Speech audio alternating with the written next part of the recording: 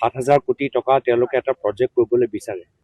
এতিয়াও কাজিৰঙাৰ elevated corridor জীৱ জন্তুৰ বাবে কি প্ৰভাৱ পেলাব আমিতো দেখা পাইছোৱে যে কিছুমান কামবোৰ এতিয়া হাইৱে বা টোল গেটৰ কামবোৰ বছৰে 3 বছৰ 4 বছৰ চলি আছে। 3-4 বছৰৰ কাৰণে কৰিডৰ কামবোৰ চলি থাকিব। ধূলি বালি এইবোৰ চব তাত ব্যয় থাকিব।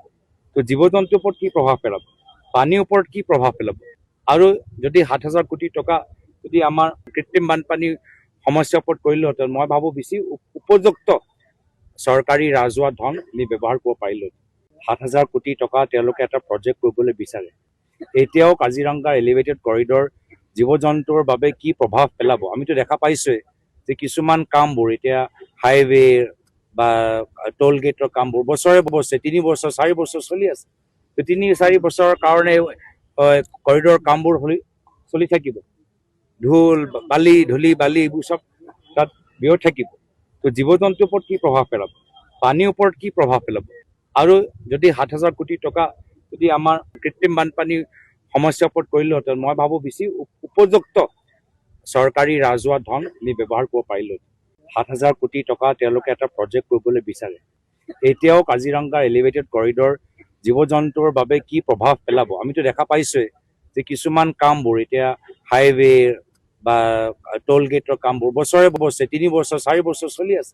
3-4 বছৰৰ কাৰণে কৰিডৰ কামবোৰ চলি থাকিব। ধূলি বালি এইবোৰ চব তাত ব্যয় থাকিব।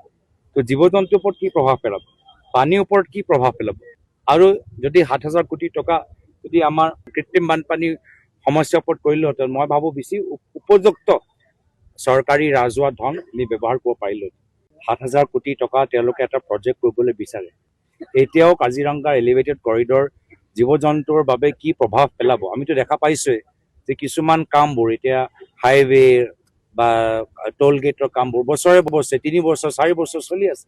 3-4 বছৰৰ কাৰণে কৰিডৰ কামবোৰ চলি থাকিব।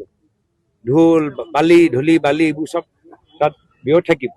তো জীৱ জন্তুৰ ওপৰত কি প্ৰভাৱ পেলাব, পানীৰ ওপৰত কি প্ৰভাৱ পেলাব।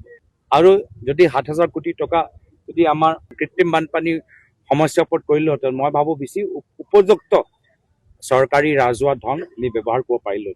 7,000 কোটি টকা তেওঁলোকে এটা প্ৰজেক্ট কৰিবলৈ বিচাৰে।